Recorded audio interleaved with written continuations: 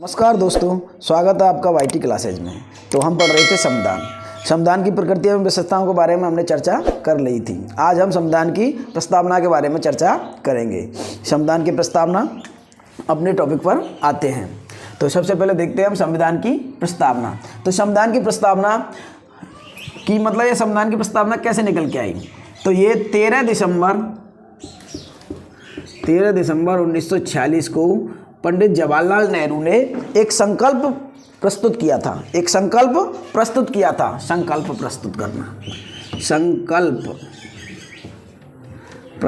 था। और फिर इस संकल्प जब प्रस्तुत किया गया था ये, तो इसको इसी संकल्प को 22 फरवरी 1947 को इस संकल्प को स्वीकार कर लिया गया था संविधान सभा के द्वारा। तो इस संकल्प को स्वीकार कर लिया गया था। तो ये मतलब संकल्प प्रस्तावना थी हमारी। क्या थी? प्रस्तावना। तो इस प्रस्तावना को अंगीकृत कब किया गया था? तो ये अंगीकृत किया गया था हमारे 26 नवंबर 1949 को। अब 26 नवंबर 1949 ये आ जाए तो आप कर देंगे, लेकिन 26 नवंबर 1949 ना आकर के और हमारे हिंदी महीना में भारतीय कैलेंडर के अनुसार से दे दी तो कैसे करेंगे? तो करेंगे हम इसका तो मार्गशीर्ष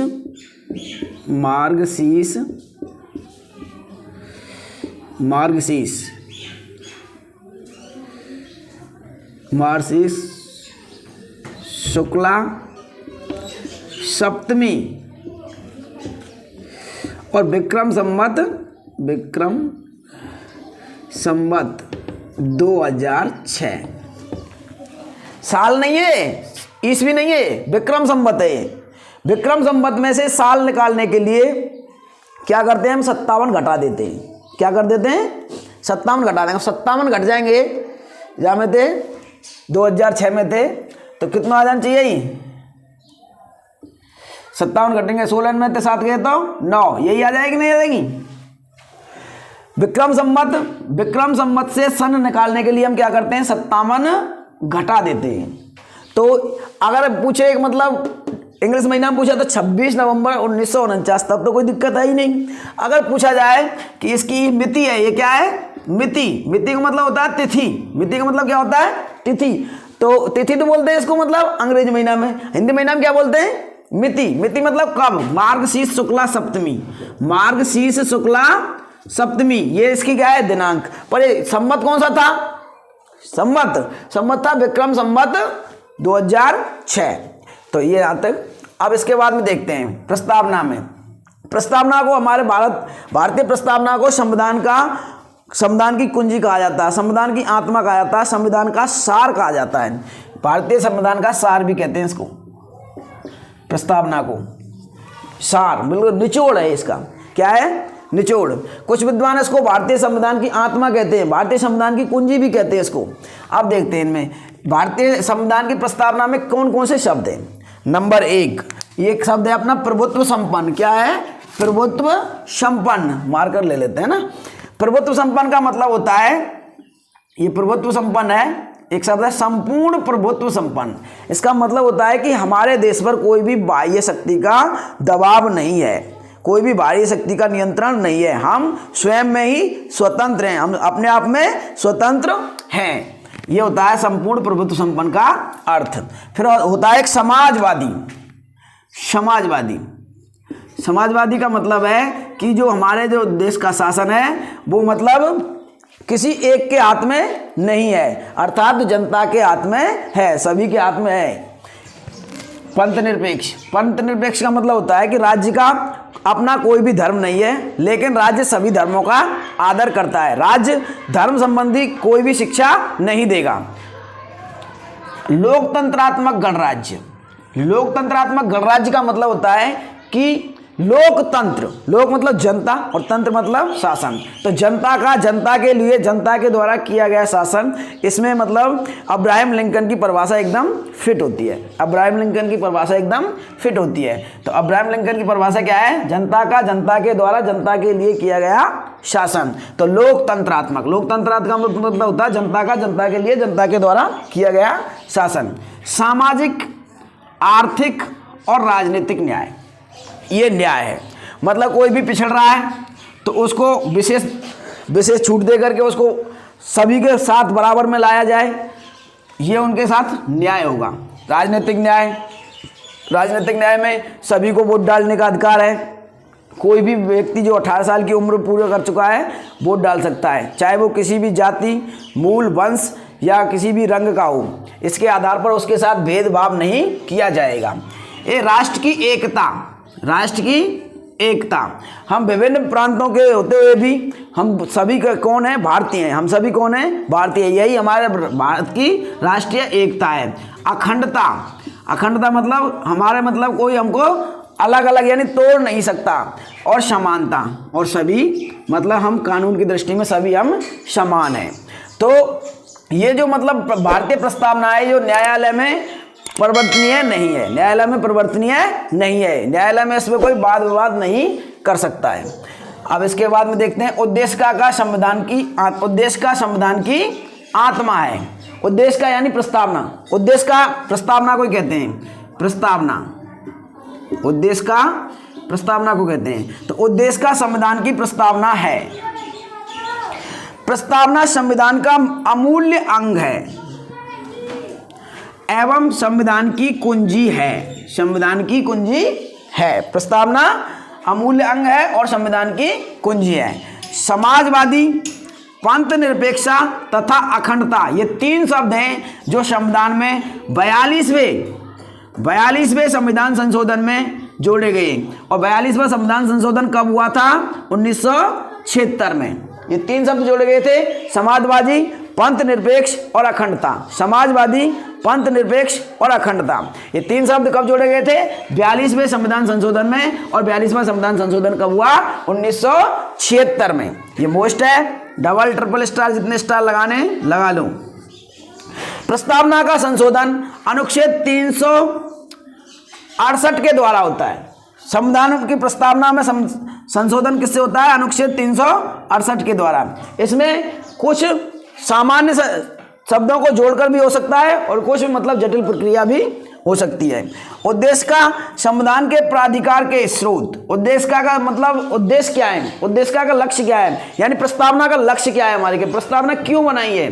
तो इसके क्या उद्देश्य हैं? ये संविधान के प्राधिकार के स्रोतों व संविधान के उद्देश्यों को स्पष्ट करती है कि ये प्रस्तावना क्यों बनाई है, क्या इसके उद्देश्य हैं, ये इसको स्पष्ट करती है उद्देश्य का कि हमारा संविधान क्यों बनाया है, इसके क्या उद्देश्य हैं। तो संविधान के उद्देश्यों को स्पष्ट कर देना कर रही, और इसको प्राप्त करने के लिए हमको कौन कौन से साधन अपनाने चाहिए, ये हमारे लिए कौन बताती है? प्रस्तावना। प्रस्तावना यानी उद्देशिका, प्रस्तावना यानी उद्देशिका। तो इसके बाद में देखते हैं पिछड़े नागरिकों के लिए आरक्षण। पिछड़े नागरिकों के लिए आरक्षण किसमें है? 15 अनुच्छेद 15(4), अनुच्छेद 15(4। जैसे SC, ST, OBC, अल्पसंख्यक, ये हमारी क्या है? पिछड़ी जातियां हैं। क्या है? पिछड़ी जातियां। तो इनके लिए आरक्षण का प्रावधान किस अनुच्छेद में है? अनुच्छेद 15(4). अस्पृश्यता का अंत, इसका मतलब होता है अस्पृश्यता मतलब छुआछूत, अस्पृश्यता मतलब छुआछूत, छुआछूत का अंत। और छुआछूत करेगा तो इसके अनुसार अनुच्छेद 17 के अनुसार हम न्यायालय की शरण ले सकते हैं। अनुच्छेद 17 के अनुसार हम न्यायालय की शरण ले सकते हैं। इस अनुच्छेद 17 कहता है कि किसी भी व्यक्ति के साथ जाति, धर्म, रंग आदि के आधार पर भेदभाव नहीं किया जाएगा। मतलब उसको छूना वर्जित नहीं समझा जाएगा, उसको मतलब मेल मिलाप कर सकते हैं, उसके साथ रह सकते हैं, उठ सकते हैं, बैठ सकते हैं, खा पी सकते हैं। इसका मतलब अस्पृश्यता का अंत, अनुच्छेद 17 ये कहता है कि अस्पृश्यता का अंत होना चाहिए, छुआछूत का अंत होना चाहिए। उपाधियों का अंत, अब उपाधियों का अंत इससे क्या है कि मतलब अनुच्छेद 18 कहता है कि सभी प्रकार की उपाधियों का अंत होना चाहिए। जैसे पहले उपाधियां दे दी जाती थी, सवाई, महाराज, राजाधिराज आदि उपाधियां दे दी जाती थी। अब ये संविधान का अनुच्छेद 18 कहता है कि ऐसी किसी भी कोई भी उपाधि नहीं दी जाएगी, केवल शैक्षिक उपाधियों को छोड़ करके। जैसे शैक्षिक उपाधि में क्या है कि कोई पीएचडी कर लेता है तो डॉक्टर लगा देता है, अपने नाम क्या आगे डॉक्टर लगा देता है। शैक्षिक उपाधियों को छोड़ करके कोई भी उपाधि राज्य या अपना देश किसी को कोई भी उपाधि नहीं देगा। उपाधियों का अंत किसका अनुच्छेद में होता है? अनुच्छेद 18 में। अनुच्छेद 18 में सार्वजनिक स्थान सभी व्यक्तियों के लिए खुले रहेंगे। सार्वजनिक स्थान सभी व्यक्तियों के लिए खुले रहेंगे। इसका मतलब क्या है? सार्वजनिक स्थान जैसे स्कूल, मंदिर, मस्जिद, गिरजाघर, चर्च आदि, ये क्या है? सभी व्यक्तियों के लिए खुले रहेंगे। इसमें किसी भी व्यक्ति के साथ भेदभाव नहीं किया जाएगा, चाहे वह किसी भी जाति, धर्म, समुदाय, रंग, रूप, किसी भी तरीका का मनुष्य या व्यक्ति है, उसके साथ कोई भी भेदभाव नहीं किया जाएगा। इसका प्रावधान किस अनुच्छेद में है? अनुच्छेद 15(2). अनुच्छेद 15(2). अगर आपके इस अनुच्छेद जो 15(2) है, अगर ऐसा कोई होता है तो आप उसकी मतलब न्यायालय की शरण ले सकते हैं। सार्वजनिक स्थान सभी व्यक्तियों के लिए खुले रहेंगे। इसके बाद में देखते हैं समान कार्य के लिए समान मजदूरी। स्त्री और पुरुष अगर एक ही कार्य को कर रहे हैं तो उन दोनों के लिए समान मजदूरी होनी चाहिए। ऐसा नहीं कि स्त्री के लिए अलग और पुरुष के लिए अलग। इसके बाद में काम की न्याय संगतता व मानवोचित दशाएं, यह अनुच्छेद 42 हमारे लिए उपबंध करता है कि काम की न्याय संगतता व मानवोचित दशाएं होनी चाहिए।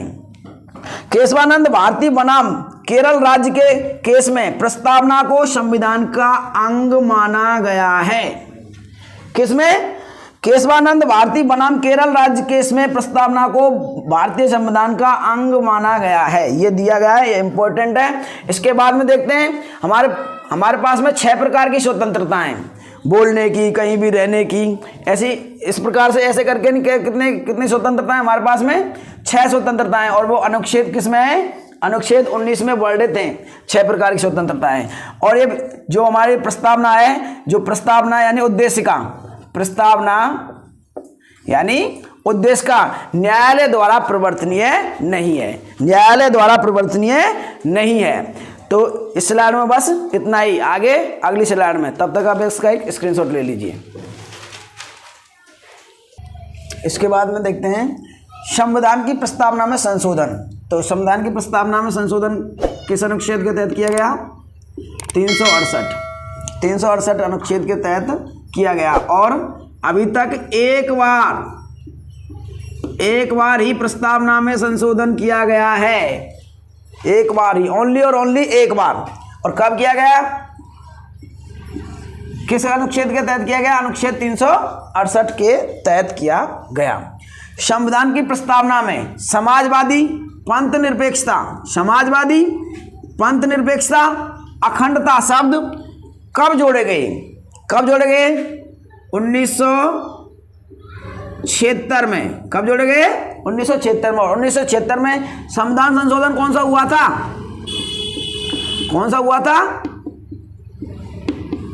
42वां संविधान संशोधन। 42वां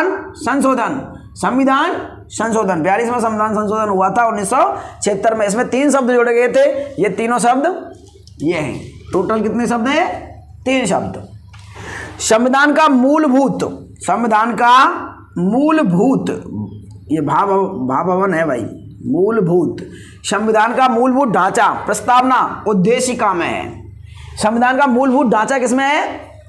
मूलभूत ढांचा कह लो या सार कह लो, किसमें है वो? उद्देशिका में। उद्देश्य का मतलब प्रस्तावना में।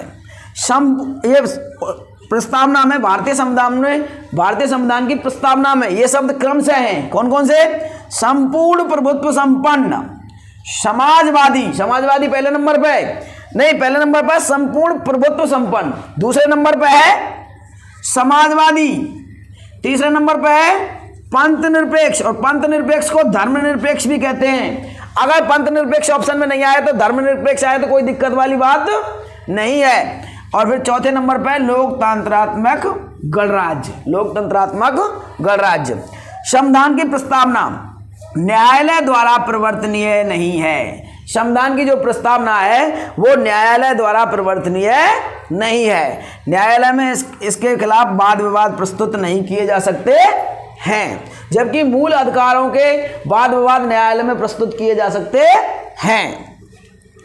इसके बाद में स्वतंत्रता,